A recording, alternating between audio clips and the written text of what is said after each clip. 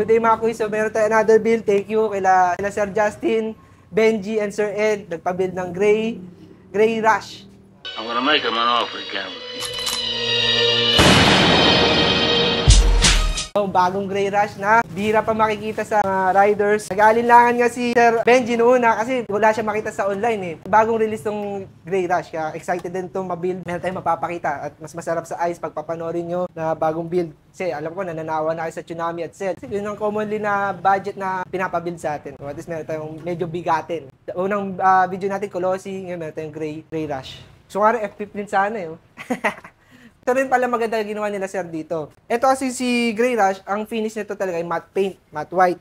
Nagtanong si sir, nag-consult sa atin na kung pwede daw i-top coat. Sabi ko, pwede naman sir, so hanap lang kayo ng maganda titira ng bastos.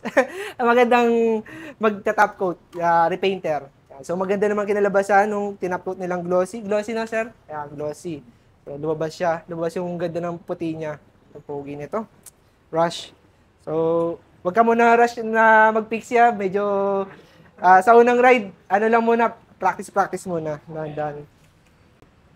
Ang ganda. Kung magre-repaint din kayo mga kuy sa mga frame nyo, takpan nyo yung mga thread nyo ha. Tulad ito, ginawa nung repainter nila sir. Tinakpan yung thread kasi pag napatungan nyo ng tinta, may hirapan tayo pasukan yung thread yan. Salpakan ng mga bottom bracket. Same din dito sa blade. Start na natin i-build. Sukatin muna natin yung sear tube para sa putol.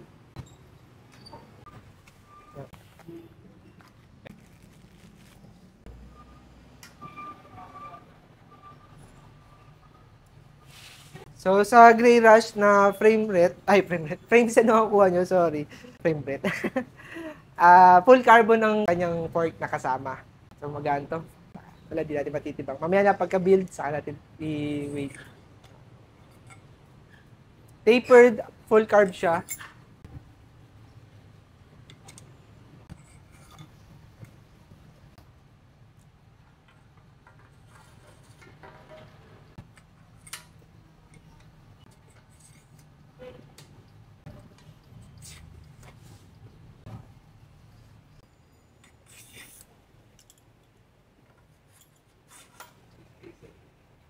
Anong gusto niyo sir? 2 spacer o 1 spacer?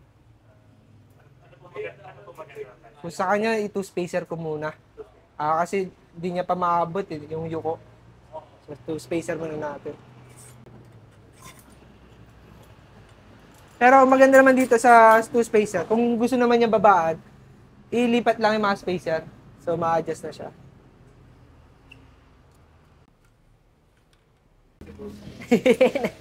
Nainit na Sir Benji. So, kakat natin ito, yung alucarb niya. So, hindi natin gagamitan ng pipe cutter. Kasi, syempre, mapapwersa. Carbon to eh. Pag pinihit natin ng pinihit, crack to. Baka mag-crack siya hanggang dito. So, kailangan hacksaw. Yung Tagalog, lagaring bakal.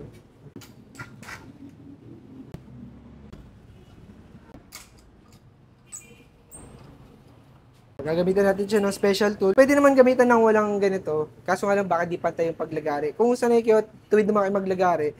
So, pwede naman. Pero, magaganito na ako para maganda yung cut niya. Guide lang naman ito mga kuys.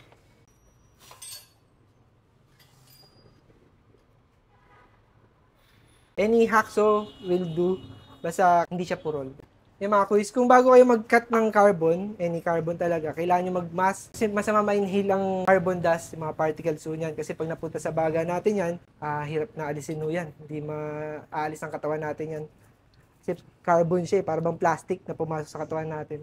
So, advice ko lang, spray nyo lang din ng tubig para yung dust niya hindi kumalat. Kung mahangin man, hindi siya, sasama yan sa tubig yung dust particle niya, yung carbon.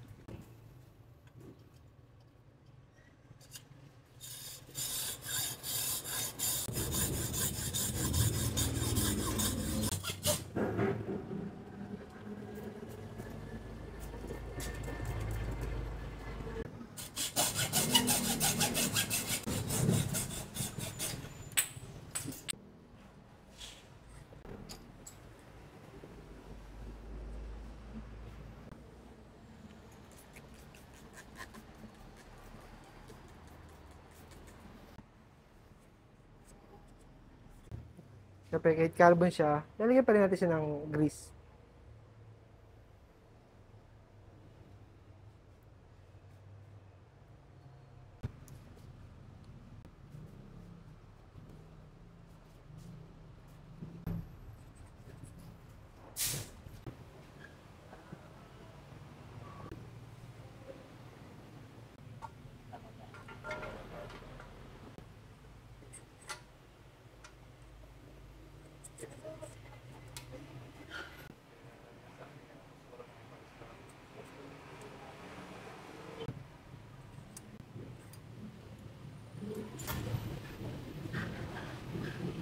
Kung kita nyo naman, after natin kinat, di natin siya nilagyan ng star nut or flour.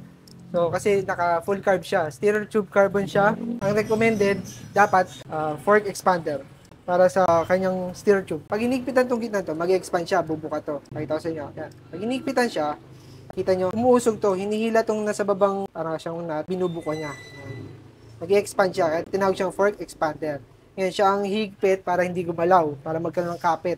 Recommended to pag carbon ang inyong stirrer tube. Huwag nyo kabitan ng star nut or ano, kung nagkaigi, sabihin, kuya nagkaigi, di good for you, baka send Gcash na lang pag, joke lang. Maging memories na lang. Kasi pag flower yung petal, baka matalas yung petal nun. Pag pinersa, baka umikot lang sa carbon kasi hindi siya kasing tibay ng alloy.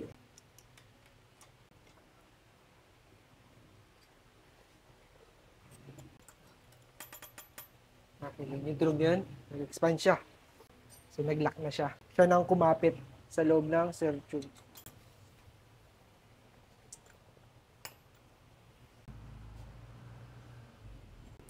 Kung makikita nyo mga quiz, so kailangan pa natin siyang bawasan. Puputulan natin siya. Gawa nitong sa expander. Nung pinatong natin, yung cut natin kanina, above ball, so meron kasing space siya, kaya hindi siya sumagad. Makita nyo yung top cap, malalim to yun. Ito, masyado pa siyang angat. So, kailangan pa natin siya mapababa para lumapat tong top cap natin. Putol tayo, kahit mga 1 mm na lang ang ating bawas. Kung makikita nyo mga quiz, yan. Yung distansya niya sa stem. So, kailangan pa natin siya mapababa kasi ito, nag-extend siya gawin itong expander. Puputol tayo mga 1 mm para mapababa natin siya at maipalapat natin yung top cap natin. Ito maganda sa fork expander. Hindi siya permanente. Tatanggal siya. Luwagan nyo lang siya, hugot. Pwede nyo ilipat sa ibang fork. Nagkakaigi rin naman to sa alloy. Iba itong ginagamit sa stirrer tube na alloy. Yan. Tanggal kabit, lipat, reusable siya. Pare, out nyo tong fork nyo. Siyempre, may iba kasi branded, mahal ang bili sa expander. Ikunin nyo to. Ito rin ang maganda pag may ganito kayong tool. Kailangan nyo na magtabas ng 1 mm, yung onte. Meron kayong guide, hindi kayo mahirapan. So, yun din ang mga pros ng mga special tool. Cons lang, magastos. Pero kung hindi naman kayo laging naggagawa, pwede naman kayo tulak yung special tools. Pero kung lagi kayo katulad ko, araw-araw, nagbibuild, so kailangan ko rin talaga ng special tools. Again, kailangan natin mag-mask, para hindi natin malanghap.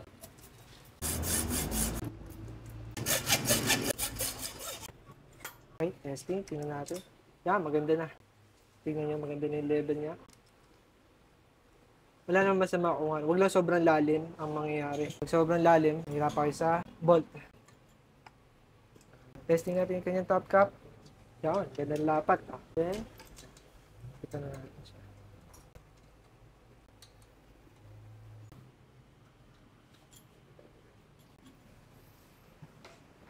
Seat post ni Grey Rush, kakaiba yung kanyang lock. So dito, pag mag-adjust kayo, di allen. So yun din dito, di allen pero sa ibabaw. Kaya siya ganyan, pang sa mga saddle na may hold sa gitna, may butas sa gitna. So dito ang pang-adjust niya. Pero kung wala naman, ang saddle nyo walang hole sa gitna, pwede nyo gamitan ng wrench. Size 12 siya dito. So, huwag nyo wawalahin ito, baka may makanap. Pero kung nawala, edi nut lang. Hanapan nyo na nut. Yun nga lang, wala na kayo nung pang-alin na hold siya. Okay. Kakabit natin saddle ay zero saddle. Ito yung una natin lalagay pag mga V2 build, papogi.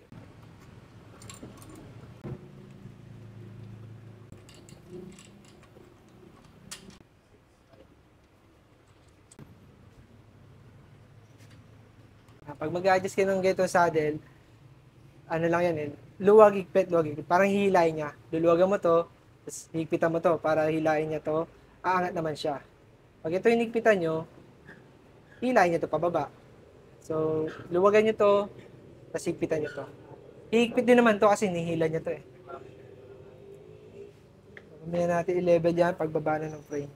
Request nila sir kung pwede yung crank, hindi V2 crank ang mapapakabit. So, pinapili ko sila, meron Ota Giovanni, Ota Fury, Skis Tapered, Intro 7. Pinapili ko na sila sir.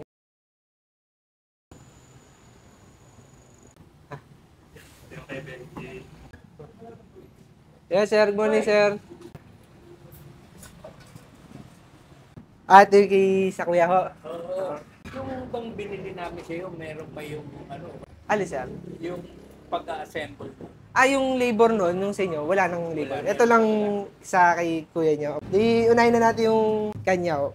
Na, ano nyo na to? Na top coatan nyo na? Oh, Para, Pero kasi makita puti eh. na. Oo, puti eh. Para, kasi ba, pag hinuli ko yan, dumi-dumi na kamay ko, baka, ano na, unahin ko na to. Yes, sir. Okay. Yung crank pala, sir, ano pong gusto nyo? Oh. Iba-iba nga lang ang prices ho niyan. May, mas mahal ho kasi sa B2 build na crank. Ano ba da, So, ang natin yung- original na kasama sa B2? Yung B2 crank, sir. Pakita ko. Alin? Ali din naman ho yun, tapos 480 chain ring. Eto, ganito po ang B2. Sa B2. Yes, sir. Sino ba yung nakausap ko? Gusto ata makanto? Ito, mga makakanto yan. Ito, Skis, Lasco, Leader, Intro 7, Giovanni Ota, Ota Fury. Sige, tumingin ka lang. Ah. Okay na ito. Pili ka na lang ng gusto mo na. Kung anong gusto mong design na para sa'yo, kung anong magiging pogi para sa build mo. Hindi ko lang to ano. Mga black lang. Ito, ba masira yung forma mo kasi black and white, tapos ito, biglang polish ka eh. Alin ang magaan dyan? Ito, magaan sir. Pero parang recommended ko sa mga classic frame or sa steel eh. Para doon siya babagay. Oh. Eh, kanya kasi aero frame ang kanya. So, Para sa mga... akin. Bet ko to para sa akin. Ito. Ito rin, bet ko rin ito. Skis. Pero ikaw. Ano ba bago? Ginagaya mo lang. Oo nga, Giovanni. Ito, isa rin to sa ano. Kaso nga lang, hindi siya makanto. Medyo para Sa siyang akin ano. okay talaga lahat. Ngayon, anong gusto mo? Skis na, sure ka. Baka, syempre, idol mo si kuya eh. Okay yan sa akin. Ha? Okay po yun. Sa skis outboard, baka gusto niyo sir. Next time. Okay, sir. Next time ang outboard. Wala tayong pambayad doon. Magtatrabaho muna ako Yes, sir. ng truck. Ipin. Apo, pares lang siya. 480 alloy din ho siya. So, design na lang. Tsaka minsan depende rin sa hulma. Kung sa skis, baka magpalaki ako ng mas mahabang bottom bracket pala. Kasi iba yung crank spiders niya. Kung makikita niyo, mas malalim siya. Yan. Kasi ito, mas mapayat. Kaya doon din na binabase yung chain line. Doon ka rin babasin sa chain line niya. Yan yung magandang kombinasyon para... Kumbaga, sir, ito naman, pasok naman itong mga to. Kaso nga lang, sa bottom bracket na available ko, 103, 107, tsaka 118. Pero ito mostly 110 or 113 ang ginakabit. Pero di ko alam sa geometry ng Gray Rush. Yan, kung ba may secondary option kayo kung hindi magkaigi ang chain line nito. Kasi minsan, kailangan mahaba talaga ang bottom bracket nito pag nagkakabit. Face kiss. Alin gusto yung second choice mo? No. Second choice in case na hindi mo Kasi baka hindi pwede yung... Intro? Okay. Pwede mo lang din mag-ano eh. Huwag yung... Alin First time. Pero naka-experience ka na ng Pixie? Wala. Wala. Pero, baga ang... Mountain bike experience. Expect nyo ang Pixie, iba siya sa road bike, mountain bike. Wag nyo, first try nyo, wag nyo kahatawin ha. Kasi kailangan nyo practicein ka agad. Back pedal, or sa skid, matagal pa. Oh.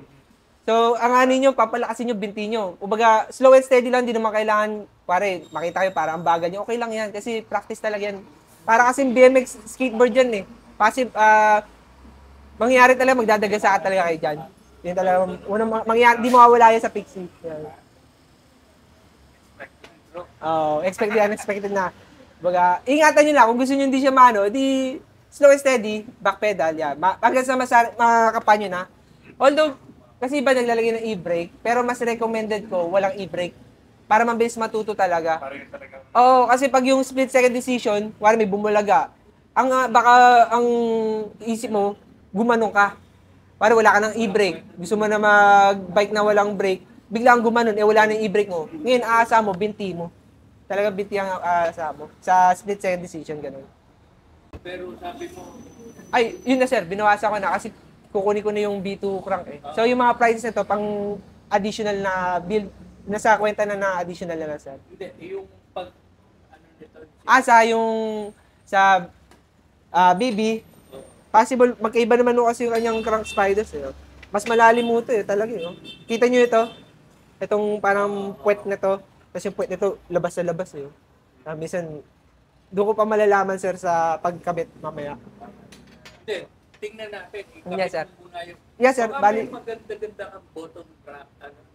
Bottom right sir? Mga Neko sir, ang inaano natin. Neko for fixie. Subok na ako kasi talaga ang Neko. Yes, sir. Tingnan ko yung kanya medyo mas malalim naman yung kanya dito. Tapos yung crank spiders, hindi siya mas malalim na ganun. So, sir. Pwede. Pwede naman. Pero titingnan natin mamaya sir, kasi doon makikita. Pero possible naman sir, pag medyo ililikod ko kasi to hindi siya pwede. Subukan mo rin, 20. Yes sir. Yan ang unahin natin, tapos kung intro, sunod, tapos Giovanni. Yes, sir. Ito naman sir, kita nyo may hulma siya dito. Pwede siya ilipat sa likod. Pag kunwari, ang layo niya masyado, so ililipat ko na itong chainring sa likod. Sir, kita nyo. Ito si Giovanni, wala eh. Wala siyang hulma. Ito, wala So, din. ito, may hulma ito si Skis, alam ko eh. Wala rin siyang hulma. Although iba ginagawa, kaso delikado pag walang suporta eh, yung hulma. Ito, wala rin. Pero pag lalabas yung ulma, papangit yan. Di tsaka kwari, ito sir, Pangit tignan. yung may hulma siya, naka-fit siya dito sa binon. So, mas secured siya. Yung chainring, hindi siya, kung lumuwag man yung mga bolts niya. Yes sir, yun lang. Lalabas dito yung... Pero, ganun talaga sir, para mahabol, remedyo ng, yun eh. kumbaga, fallback nung nila, pagkakahulma. Kung sakaling testingin natin Yes, sir, kaya apo. gusto niya. Unahin natin to.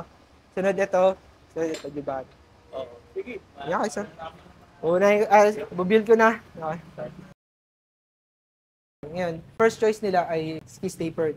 Skis tapered, iba ang hulma niya. Iba yung hulma ng crank spiders, pati yung sa may crank hole. Iba yung angat niya. So, minsan kay skis tapered, napapabit namin ay 110, 113, depende rin sa frame geometry. Tatayin natin dito sa frame rush kung maganda magiging chain line ni skis tapered kay gray rush. So, una natin kakabit 103. Pwede ko muna siya lalagyan ng grasa kasi trial and error muna tayo para makuha natin. First try. Si skis tapered, mapalayo man ang chainring, pwede ilikod siya. Kaso minsan, ang crank spiders ay walang hulma sa likod. So, si skis tapered, wala siyang hulma. Diba, ginagawa, nililipat pa rin nila. Kaso yung hulma, wala. Maganda sana kung may hulma siya, dagdag support siya. Testing, 103 sa gray rush. Ako, alanganin. Alanganin dito. Katama kanyang crank spiders dito sa chainstay. So, goods, delicate. So, tatry natin 107 ikabit. So, try natin 107. 103. First try natin 103. Ngayon, try natin 107 kay Gray Rush and Skis Tapered. Moment of truth. Yun, ganda. Ayan. Ganda na niya. Sa chain line niya. Medyo cross chain siya, pero ganito talaga ang hulma niya ni Skis eh. So, 107 na mapapakabit natin. Hindi na tama kanyang crank spider sa chainstay. Ang kanyang chain ring, hindi rin sobrang layo. So, maganda. Hindi rin naman nasabit. Papalakihan yung chain ring niya. Kaya naman, hindi sasabit pa. Mga 50, kaya niya pa mag 50. Kung 52, baka alanganin na dito sa part na to. 107. So, eto na sir. Tuloy na natin ta. Ito, napalitan na ba natin ang bottom rack? Yes sir. 107 ang napakabit natin. May konting May space na siya sir. Ay sir, eto. may konting allowance. Yes sir. Maganda na yung allowance niya. Yun. Eto sir. Sir, pwede niyo po i-check. Ito sir. Yan. Dito sir. Yes sir. Kasi sasabit dito pag malapit masyado, gagasgasin na to. Sayang yung frame. Ako manghinayang din ako sa frame. Pero kahit i-press natin siya dito, kahit ilak yung kanyang chain bolt, kahit mag-press siya, hindi pa rin sasabit. May space pa rin siya. Tsaka ito hindi sasabit yung chain ring niya. Pag may chain yan, Yes, sir. bagay dito na Isa sa taas siya. Yes sir. Hindi naman dito. Yes sir. Now, okay. Ikaw mag-shy. Pero syempre sir, kailangan ko rin i-consult sa inyo. Okay lang. Siyempre, may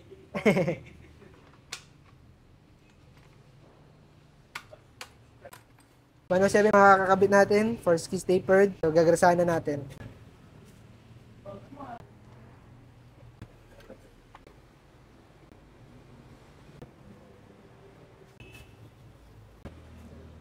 So, nag-iingat tayo at puti ang frame nila sir eh.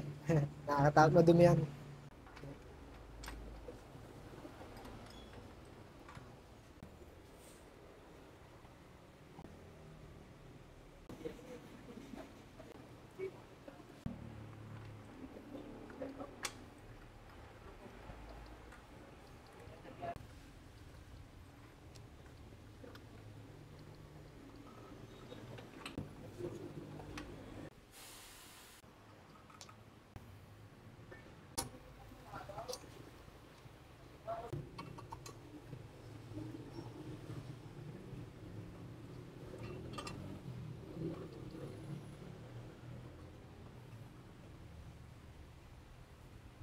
Okay, ulit.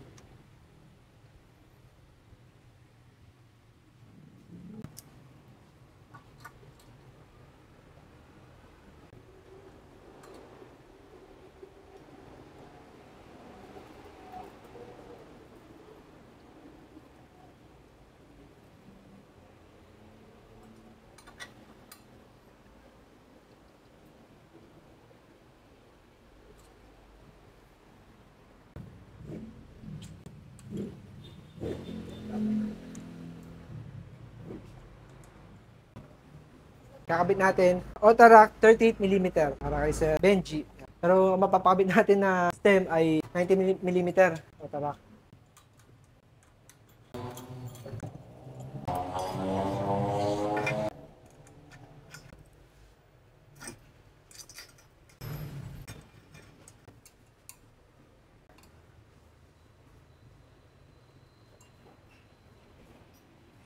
Then, ang favorite natin bar tape, honeycomb bar tape. Ganda kasi pogi nito.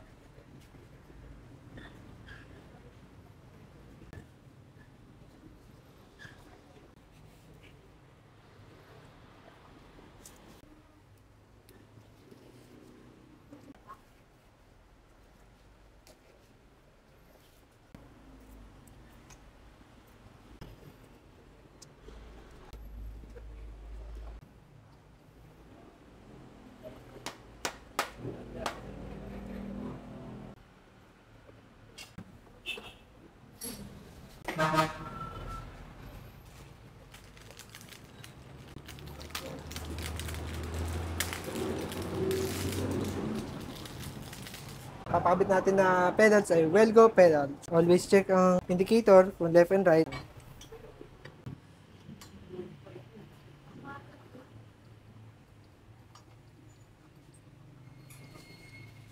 Kasi pag sumalaki ng kabit, mag-iba kasi ang thread ng left and right. Baka kalboy ng thread nitong crank arms nyo. Iapos ko na yung poste.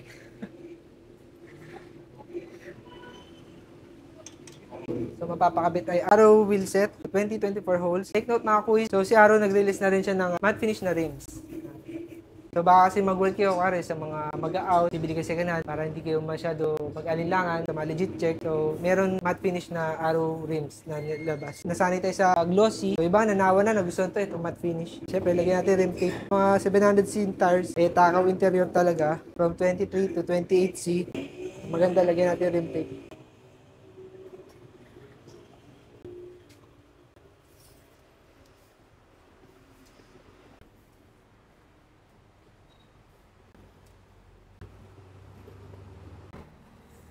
Pag mag-install kayo ng rim tape, meron kasing rough surface yan. Meron smooth. Lalatag nyo dito yung rough surface. Kasi pag itong nilatag nyo dito, hindi gagalaw yung rim tape niya. Pag itong smooth kasi baka sumala, makita nyo parang napupunit na. Kasi nahihila ng gulong eh, kada ride niya. Maganda yung rough surface niya, para kapit siya.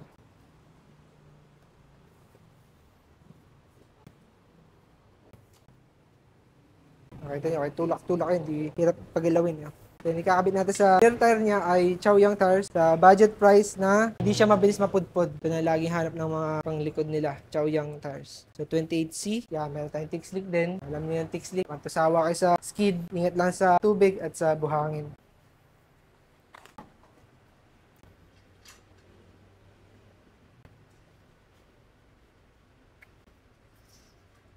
Smooth ng bearing nung ano. Ikot na ikot siya. Smooth ng bearing.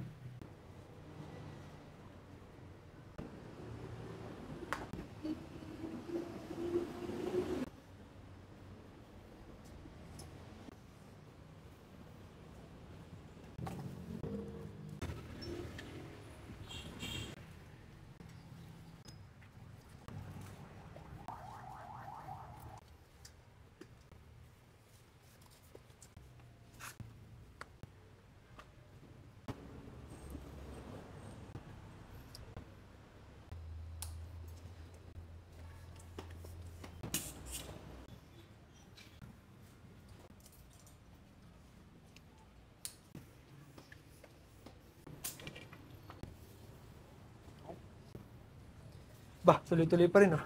Kanina pa Ganda yan na kasi. ikot oh. Excited na yung bike eh. Kanina pa yan eh. Favorite chain natin, KMC S1.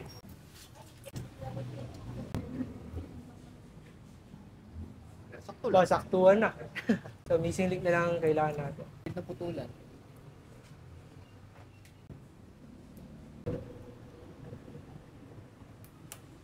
Dumi na kamay ko.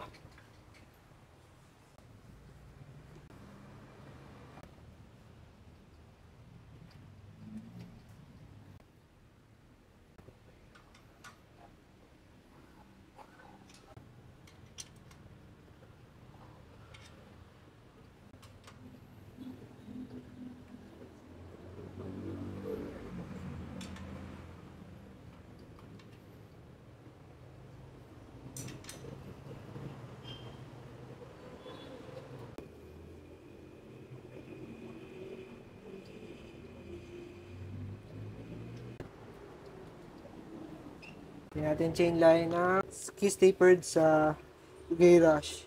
Basta 107 ang kakabit nyo bottom bracket. Okay naman kanyang chain line.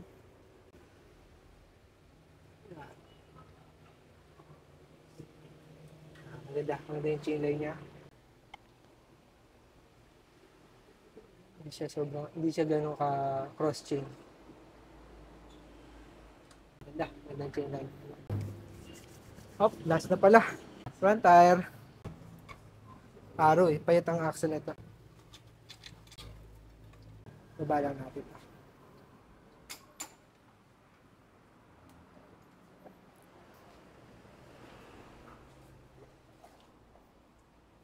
Okay na. Oh, hindi na. Pumasok. Pasok na.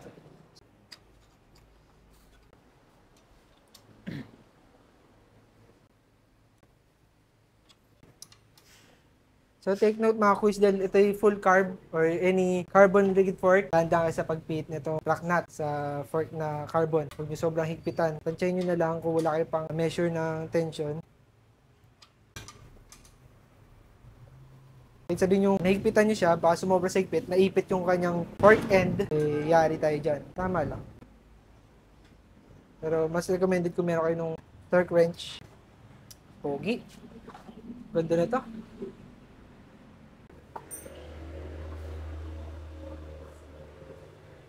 Dane. Gray Rush. Aeroframe. Akin na lang kaya to.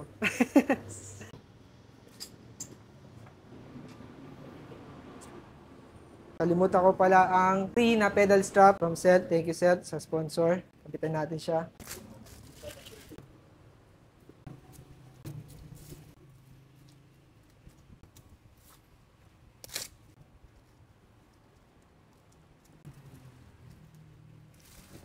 Timbangin natin.